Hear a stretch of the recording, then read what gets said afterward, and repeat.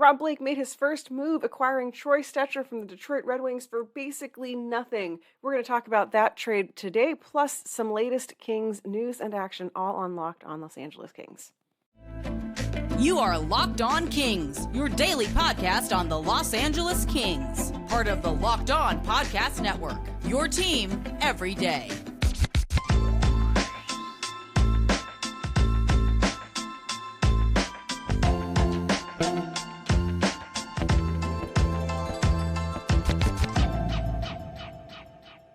Hey everyone, you're listening to Locked On Los Angeles Kings, part of the Locked On Podcast Network. My name is Sarah Appampato, host of this show, and as always, I'm glad to be here with you talking all about the Los Angeles Kings as we, get ready to deal with all of the excitement of the trade deadline. It is, of course, the big day. It's Monday.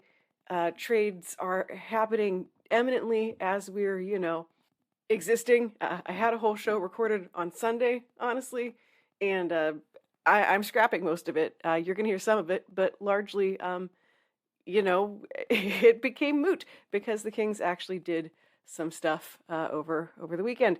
So later in the show today, you're going to hear from Jay Forster, who is the regular Monday guest on my show as we sort of wrap up weekend activities. But today, we're going to be talking first and foremost about the Troy Stetcher trade. But before we get into any of that, today's show is brought to you by BetOnline. BetOnline has you covered this season and more with props, odds, and lines than ever before. BetOnline, it is where the game starts.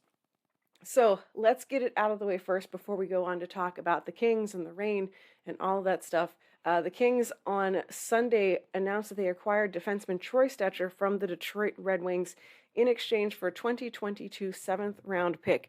That is basically nothing.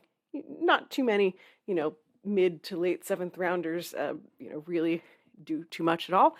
For a defenseman who can step in and play games while, again, literally all of the Kings defensemen are hurt, I think this is fine. Troy Stetcher is a unrestricted free agent after the season, so no obligation to keep him, no needs to worry about what's going to happen once the season is over. If he's great, fine, awesome, cool problem to have. If he's not great, whatever. See you, see you at the end of the year.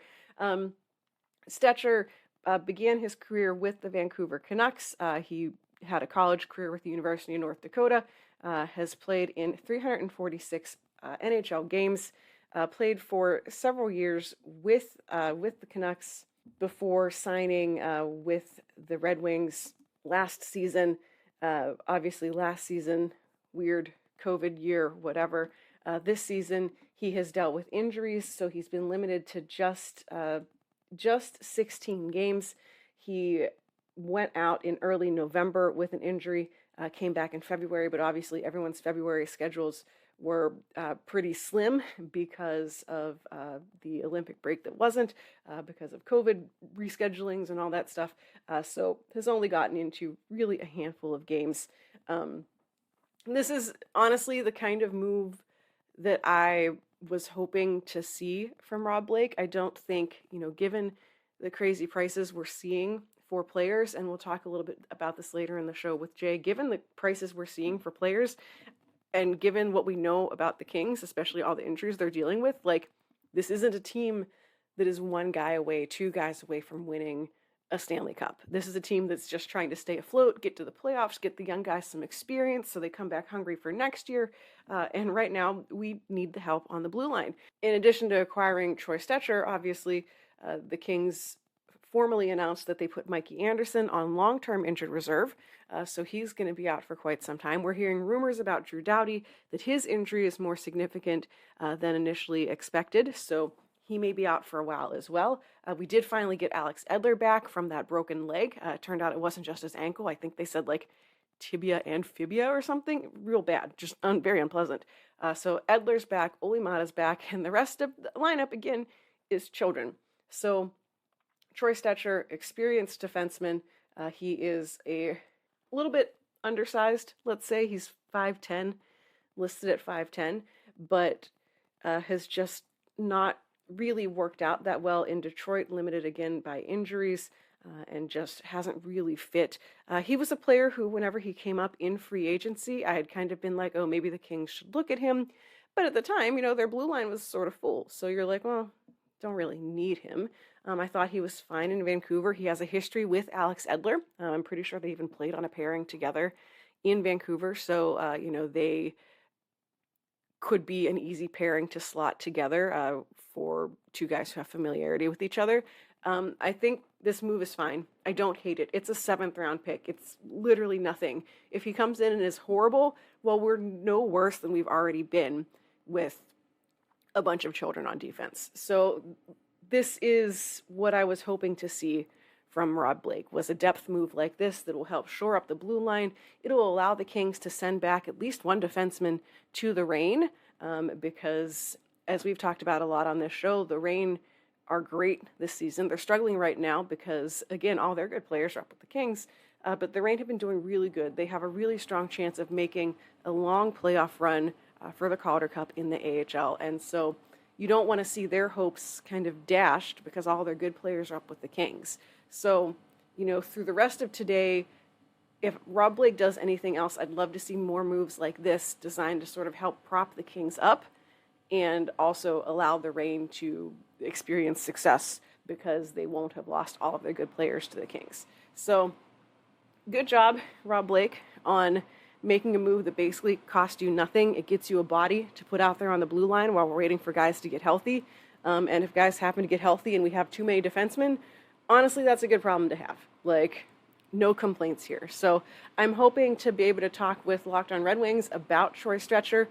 So look forward to an episode later this week on that so we can get sort of the scoop on how he's performed this year with the Red Wings. Again, this year and last year, again, he's missed a lot of time due to injury, so hasn't ever really been able to get set into a groove with them. But overall, I think it's a good move for both sides. The Red Wings get another, late draft pick that they can package or move up or do whatever they want to do with it, and we get someone to help keep the blue line going in the face of all these injuries. So that is the quick high-level overview on what the Kings have done over the weekend. Obviously, there's still several hours left before the trade deadline ends, so we'll look to see if Rob Blake does anything else, and if so, we'll talk about that on tomorrow's show. Before we get to anything else, though, let's talk Athletic Greens. We have a new partner that we've been working with that has a great product called Athletic Greens.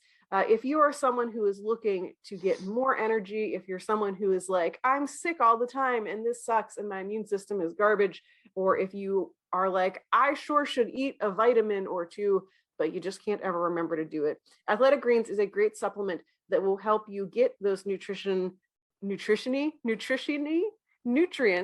We can leave all of that in because that's amazing. You're doing great. Athletic Greens will help you get all the nutrients that you need, help you have better gut health, a better immune system, and much more. And it's just one simple supplement you just chuck it in some water and you drink it, and it tastes kind of dark chocolatey and is just a quick, easy way to get a whole bunch of different vitamins, minerals, superfoods, probiotics, and all sorts of other stuff into your system. So you can go and check it out. It is lifestyle friendly. So if you're on the keto diet, if you're paleo, vegan, gluten-free, whatever it is, you can incorporate this into your daily routine. It's cheaper than coffee. It's cheaper than buying 1,400 different vitamins. And something that I think is pretty great is that they also do a lot of work to help out the world. They have been doing things like purchasing carbon credits to support projects that protect rainforests. They donate meals to kids and really are all about just helping the world be better, one chocolatey tasting drink at a time. To make it easy for you to reclaim your health and your immune system, you can go and check out Athletic Greens. It's just one scoop in a cup of water every day, and that is it. Athletic Greens is going to give you a free 1-year supply of immune-supporting vitamin D and 5 free travel packs with your first purchase. All you have to do is visit athleticgreens.com/NHL Network. Again, that is athleticgreens.com/NHL Network to take ownership over your health and pick up the ultimate daily nutritional insurance. As has become our Monday tradition here on the show, I'm joined by a friend of the program, let's not talk about the Blue Jackets. Jay Foster from Locked On Blue Jackets. We're going to be talking about the Kings and the mini Kings as we look at the Ontario Reign as well. We're just going to start with the fun one, which is called goalie stabbing, which is what Cal Peterson should get to do to his teammates after they blew it in what was basically a 4-point game against the Vegas Golden Knights, who, if you have forgotten, are below the Kings in the standings and maybe would like to keep it that way. Instead, the Kings lost 5-1 to Vegas because, of course, they did. So I'm just going to go straight to the goalie expert here. Jay, which of Cal Peterson's teammates should he get to like murder the most? Oh man, there's just so many good options is the thing. Honestly, I feel like he might have to murder Gabe Velarde first. Yeah, that one goal that like plunked off of him. Yeah, which is a shame because I like Gabe Velarde, but unfortunately, stabbings must be done. Yeah, we were talking in the like we were texting before, and I was like, I'm gonna put together a list of who should be stabbed the most and who is least deserving of being stabbed. But honestly, everyone kind of deserves to be stabbed. I will say that Gabe Velarde had a 71.4% face-off success, which is good. So maybe he doesn't get stabbed the most. Unfortunately, the guys that are most deserving of being stabbed are also the children. So the Byfield line just kind of got eaten up all night. I don't think Sean Dursey had a particularly good night. Philip Deneau was basically the only useful king, ? So an attempt was made. And like I feel like this game, so of course there's like, you know, these small but vocal contingent of Kings fans who are like, Quentin Byfield's a bust, send him back to Ontario, blah, blah, blah, which I think is not correct. But I know like a big hot button thing has been, you know, Quentin Byfield's getting basically no power play time, and maybe he should get more power play time. That sure would be great. And so I feel like this game, unfortunately, like confirmed for that group of fans why Quentin Byfield should like be relegated to like the ECHL or something at this point, because of the one shorthanded goal that he was on the ice for, that like just the puck kind of got away from him. Like it wasn't a great play overall. It showed the fact that he's, you know, 19 or whatever at the end of the day. How else are you going to learn? You're not going to learn by sheltering him and having him watch the bad power play. Like, just, it can't get any worse than it already is.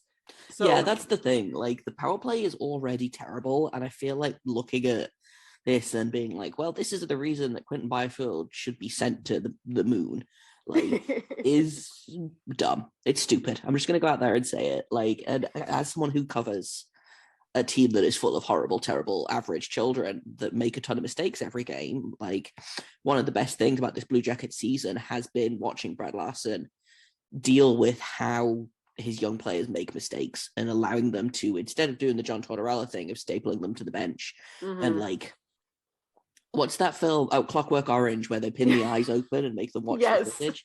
Like, and that's what I imagine John Tortorella would do after benchings, you know. But Brad Larson has basically, it's what good friend of the show Jason Hernandez says all the time: let the kids play.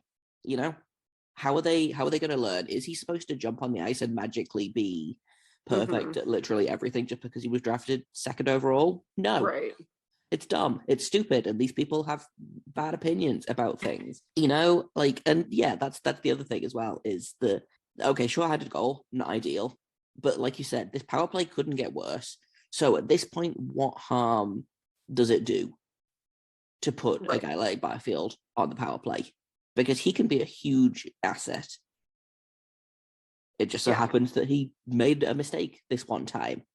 Right. Guarantee he won't make that mistake again, you know? Right. Like he will learn from this, and he's definitely like, he like, and it's just, I'm like, this kid hasn't been set up from success from the beginning. You know, he's been stuck with like Dustin Brown, all respect to Dustin Brown, but like not the ideal line mate for your like very young star future center. Like, he's not, like, I just keep coming back to, like, he's 19. Like, not everyone comes into this league, even if you're a top draft pick. Like, not everyone comes in as Connor McDavid 2.0 and is, like, great from the beginning. P.S., like, everyone is still like Connor McDavid is garbage at defense. So like even he isn't perfect. Yeah, like I'd much rather have him learning on the job than just sitting there and being like, okay, just watch the power play be bad and then go do that and be bad at it too. Like, I don't know what you want. And I feel like, especially these guys who are like top prospects in juniors, and then they go to the AHL and then they're really good there too. Like, unfortunately, they learn a lot of bad habits sometimes, which is usually the argument for bringing them to the NHL maybe sooner than they're ready, because it's like, okay, we've seen it, and I've heard coaches say it, you know, about players of, sure, you could do that really slick move in the AHL against some guys who, you know, aren't particularly good. You're never going to pull it off in the NHL. So like, I'm glad you can do that cool slick trick shot, but like maybe have something else in your arsenal. And like, you don't want them learning those bad habits because, you know, if they're used to being the best guy on the team or on their line or whatever, like, guess what? Like, congratulations. Now you're staring down like freaking like Nikita Kucherov all the time or something. And you're like, well, crap. Yeah, exactly. And like the other thing as well that I feel like people are being super uncharitable about with regards to Quentin Byfield is that he broke his leg, or he broke his ankle at the start of the season. Like, okay, yeah, he's cleared to play, but like I always think about Erik Karlsson, for example, and when he did the ankle or his Achilles tendon or whatever he did, and he just wasn't the same player for like legitimately 3 seasons after that, you know, or Tomas Hertl, who got destroyed by Dustin Brown. He wasn't the same player for so long after that. And I think people look at a player who comes back from injury and they're like, well, why isn't he the player that we thought? He's healthy, he's cleared to play. If he's playing, then he must be 100%, you know? Right. Yeah. Or even like, you know, for Kings fans, Jeff Carter, that year that he got his like ankle tendon, whatever, sliced by, it's literally the only thing I ever remember about Jeff Petrie. It's like that he did it, you know, total accident, but you know, it took him a couple years really for him to even admit like, yeah, I feel even kind of close to being how I was before. And you know, especially like an injury like Byfield's that was, you know, up in the corner in, you know, involved in like physical play, there's probably some like hesitation there as well of like the mental aspect of it, of last time I did this, I sure did get my ankle broken, and being able to like move past that. And still, and you see that from a lot of players, especially guys who have had like head injuries and stuff, like they have to work to be able to overcome that like anxiousness. Anxiety is the real word there. Anxiousness isn't a word. They have to like be able to overcome that anxiety of, hey, this bad thing happened to me last time, but guess what? It's still my job, so gotta go do it. Yeah, exactly. Like Quentin Byfield's going to be fine. I feel like we've said this about a million times so far this episode. Kid's 19. Yeah. Like he's fine. This is not. He had one bad game. You know, I have been super impressed with him thus far, especially considering, you know, like you say, he's basically been set up to fail, or not specifically set up to fail, but he certainly hasn't been put in the position to succeed. Which, I mean, your opinion may vary on whether good players need to be put in a position to succeed, but basically stapling him to a guy like Dustin Brown, who, again, no disrespect to Dustin Brown, is not who you want on Quentin Byfield's wing. Yeah. You know, so give the kid a break. Yeah. That's I think that's the headline of this episode. Give the kid a break. It's not a literal one. He did that already, and it was bad. I believe you have some cool things to tell us about. Yeah, let's talk about Bet Online, because it's March Madness, as I understand it. People love to do the basketball thing, and the tournament is finally here. And you can get all of the odds, contests, and player props at betonline.net. They are the number one source for all your sports betting needs and information, and they remain the best spot for all of your sports scores, podcasts, and news this season. And it's not just basketball. BetOnline is your continued source for all your sporting wagering information needs, including live betting, your favorite Vegas casino games, and they've got boxing, they've got UFC, they've got football. Football is going to be back soon. Baseball is back. They've got NHL props. If you want to put some money on which Kings defenseman is the next one to die, then you can do that at betonline.net. So head to the website today or use your mobile device to learn more about the trends and action, because BetOnline is where the game starts. I'm also going to tell you about Built Bar, because let's say you've woken up, you've had your athletic greens, it's good, it's delicious, you're feeling good, but you need something else to kind of take you over the top and really feel good about your morning. Well, have a Built Bar. Built Bar is a protein bar that tastes exactly like a candy bar. And I know this is a selling point for a lot of protein bars, but Built Bar really means it. And if you haven't tried a Built Bar, you have to. If you haven't tried a Built Bar, but you haven't tried the Built Puffs, you are missing out on one of Built Bar's best tasting bars. They are the first ever protein-infused marshmallow. They are fluffy, they are soft, they are chewy, they are just a real treat. And they're covered in 100% real chocolate, so it feels like you're doing something extremely naughty when actually you are doing the right thing. Built Bars are low calorie, high protein, low sugar, low carbs, high fiber. You can't lose with a Built Bar. And here's the best bit. If you go to built.com, use promo code LOCKED15 and get 15% off your order. Once again, that's promo code LOCKED15, LOCKED15 for 15% off at built.com. So you're listening to Locked On Los Angeles Kings. Thank you for tuning in to today's show. Of course, you're listening to this on the trade deadline. And today at 3:30 p.m. Eastern Time, you can tune into Locked On Fantasy Hockey for their live deadline reaction show. You'll get all of the on-ice fantasy and betting analysis that you need from hosts Steele Roden and Flip Livingstone, with appearances from our roster of local team experts. So whatever happens on the trade deadline day, and I'm feeling like Rob Blake might be a little quiet, you can find all of that on Locked On with the Locked On Fantasy Hockey show. So do we want to talk about the trade deadline and what probably isn't going to happen? I mean, I'm less sure that Rob Blake is going to be quiet now than I was literally 15 minutes ago before we started recording, and I realized how many of the LA Kings defensemen were dead. So right now, the trade market is literally completely banana pants, which is what makes me think that Rob Blake isn't going to do a whole ton, because like Hampus Lindholm, who is okay but not great, went from the Ducks to the Bruins. In exchange, they also threw in some other guy who's a prospect. The Bruins gave them back John Moore, which is basically like a cap, like they just need money to literally hit the cap floor. And also like they need people to play at this point. They got a prospect player who hasn't quite made it in the NHL yet, but still has some promise. A 2022 first round pick, a 2023 second round pick, and a 2024 second round pick. Like, what? Or like the Brandon Hagel trade from last week. that one is even more bonkers to me, because I think partially the Bruins Ducks trade was because Lindholm extended.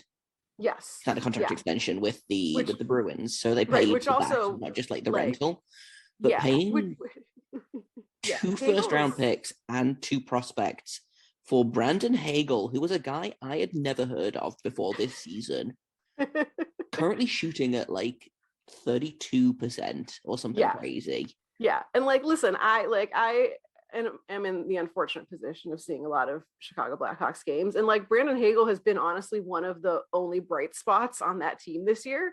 And you know, everyone was like shocked that they traded him, because you know, even Jonathan Taves was like, if this isn't a guy that you want around for a rebuild, like what are we even doing here? But when Tampa Bay offers you 2 first round picks and 2 like legit prospects who can step into your lineup, like, are you going to say no? No, you're not.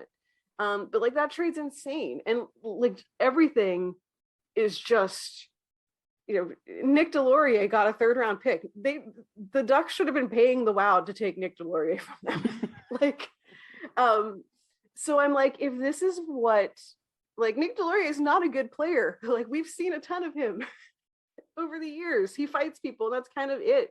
Like, if this is what the market is, I kind of hope that like Rob Blake doesn't do anything, or that if he does, it's like depth players that you get for like a 5th round pick or something and whatever.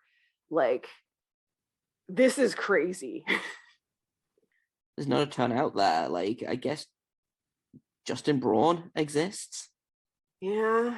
Calvin DeHaan exists. Robert Hagg Haig got I think traded it's to Hagg. Florida for some reason. The Yeah. defense right now is a bunch of guys that were born in 1998 and Alex Edler. Like, Oh, I no. didn't realize it was that bad until I looked at the so defenseman that bad. played. Yeah. And that's the other thing, is we talked a big game about like who should be stabbed in this Vegas game. But like, your defense in that game was Alex Edler, who, okay, fair. And then you've got Sean Dursey with all of 46 career NHL games, Jacob Moverari with all of 9 career NHL games, Jordan Spence, who has about 4 NHL games. He's got 6 NHL games under his belt. There's 3 defensemen that have under 50 NHL games. Right. And then you got Oli Marta, who exists. And I don't remember who the 6th defenseman was. I assume Wolanin, who's the only other defenseman that's alive, who has 70 career. Yeah. NHL and Austin Strand exists, and he's the same. Like, I think he has like 30 games or something. They're all babies. They're children, and so it's very easy to be like, well, wow, the Kings sucked against Vegas, but like, it's infants, children. Right. You're doing it with the, Ontario Reigns defense, essentially. And right. Like, it's the Ontario Reigns. It's basically Alex Edler with a bunch of those like child leash backpacks and the Ontario Reign. Like, yeah. And like, at the end of the day, the kids are holding their own. Jordan Spence, like, he's definitely had some moments where you're like, oh wow, sure can tell that you're like 20 and this is your 2nd NHL game. But overall, like, I'm not watching the kids and being like, well, that was horrible. Like, really, I'm like, wherefore art thou, Anze Kopitar? Like, where are our top line players? Like, where did you went away? So like, the kids are fine. It's not, it obviously isn't the same as having Drew Doughty and all these other experienced guys in your lineup, but I'm not going to pin most of that on the kids who have looked okay. Like, you have to score goals, and no one's done that. Yeah. In fairness, Logan Thompson apparently decided to just go off. Oh yeah. In that game, the Kings had 39 shots on goal in that game. So like, again, maybe the chill, like, put the pitchforks down, guys. Right. Like, we got goalied by. Sometimes a goalie just has a game. Yeah. Yeah. Like, stupid, sexy, whatever his name is. Like, of course they, like, I was watching that game and I was like, the Kings are going to get goalied by this guy, aren't they? Yep, sure, okay. Yeah, it happens. It's like when you play, I don't know, the Penguins almost got goalied by Scott Wedgwood. Yes. Last night, Yes. Or Saturday night, whatever the game was. But it happens, and this is one game. And for the most part, I think, obviously, this is the first time I've kind of been able to talk about the Kings in a couple of weeks because I wasn't here for last Media Game Monday. The Kings have been pretty good. They had that wobble against San Jose because obviously hockey is just like that sometimes. Yeah, it's cursed. But beating Florida, beating Boston, like, okay, losing to Colorado, kind of expected. Winning against San Jose, kind of expected. But for the most part, the Kings have been pretty good the past couple of weeks. This is really the only game that I've looked at in the week of play and been like, nuts. Right, like, this one was garbage. Yeah, and just it's throw this one away. Yeah, and it's also like, you can't underestimate, Vegas is coming in super ticked off. They just got off of that 5-game losing streak. They know that they're behind in the standings. Like, of course, Vegas was going to come out like on fire. And were they the better team the whole game? No, not really. But they were the better team at taking advantage of the mistakes the Kings made. And there you go. End of story. Kings lose. It's one game. Hockey is a dumb sport. What is it that Steve Dangle says? It's voodoo, wizardry, and bullcrap. Yeah, Like pretty much. Sports, man. that's it. That's the show. Sports, Pretty much. man. Sports, man. That's it for today. Thank you so much for being here, for you, the listeners, for hanging out with us. Jay, for people who want to hear more from you and about the Reign and about goalie stabbing, where can they find you? So if you want my stuff on the Reign, that is over at FPH Reign. It's been a little bit quiet over there recently because of secret reasons, but you can find all of my written work for the season so far over at fieldpasshockey.com. Just go to the drop down, find Ontario Reign, and you can write all my game recaps and previews and weird articles about TJ Tynan there. If you would like to mix in some dog pictures, some baby pictures, some Star Wars opinions, some Blue Jackets talk, you can follow my personal Twitter over at _Jacob Forster, JAKOB FORSTER. And of course, if you are like me and are somehow a fan of both the LA Kings and the Blue Jackets, Locked on Blue Jackets is over at LO_Blue Jackets. We are on YouTube and wherever you get your podcasts. All right. And I'm on Twitter at Right Said Sarah, yelling about things and occasionally sharing pictures of dogs. You can find Locked on Kings on Twitter at Locked on LA Kings. Of course, wherever you get your podcasts or your YouTubes, you can find the show there. Make sure you're subscribing, hit the notification button so you never miss an episode and all that cool stuff. We'll be back, tomorrow and any other day this week to talk more about the Kings and their quest for a playoff spot, which still feels bizarre to have those words come out of my mouth, but I'm super pumped and I hope you are. Until next time, this has been Locked on Los Angeles Kings, part of the Locked on Podcast Network, your team every day.